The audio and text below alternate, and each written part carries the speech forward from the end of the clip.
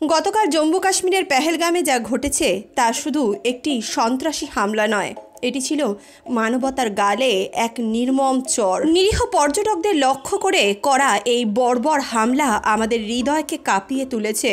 পবিত্র ধর্মের নামে মানুষকে হত্যা করার মতো জঘন্য অপরাধ সভ্য সমাজে কোনোভাবেই মেনে নেওয়া যায় না। জানা গেছে হামলাকারীরা ধর্ম যাচাইয়ের নামে মানুষের পোশাক খুলে হিন্দু ও মুসলিম চিহ্নিত করার চেষ্টা করেছেন। যারা হিন্দু সনাতনী ছিলেন তাদের পাশবিক ও নরকীয়ভাবে হত্যা করা হয়েছে।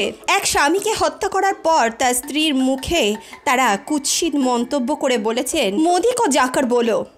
এটি শুধু একটি নির্দিষ্ট সম্প্রদায়ের বিরুদ্ধে নয়, বরং গোটা ভারতবর্ষের সভ্যতা, ঐতিহ্য ও মানবিকতার ওপর সরাসরি আঘাত। আমি এই পাশবিকতা, এই অমানবিক সন্ত্রাসের বিরুদ্ধে নিজের ক্ষোভ, ঘৃণা এবং ধিক্কার প্রকাশ করছি।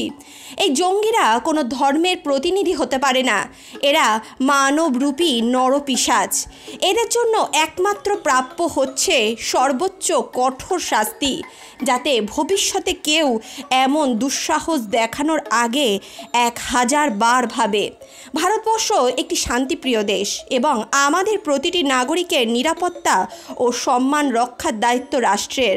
আমি সরকারের কাছে অনুরোধ জানাচ্ছি, এই হামলার পেছনে থাকা প্রতিটি ষড়যন্ত্রকারীকে খুঁজে বার করা এবং শাস্তি দেওয়া হোক, যা হবে ইতিহাসের উদাহরণস্বরূপ। আজ আমরা কেউ রাজনৈতিক দিকে না তাকিয়ে শুধু একজন মানবিক মানুষ হিসেবে এই নিষ্ঠুরতার বিরুদ্ধে একত্রিত হই। আমরা ধর্ম নয়, মানবতা নিয়ে কথা বলি। এই ভিডিওর মাধ্যমে আমি সকল ভারতবাসীর কাছে আবেদন জানাই, চোখ খুলে দেখুন, গর্জে উঠুন, প্রতিবাদ করুন, কারণ নীরবতা কখনোই নিরীহদের রক্ষা করতে পারে না।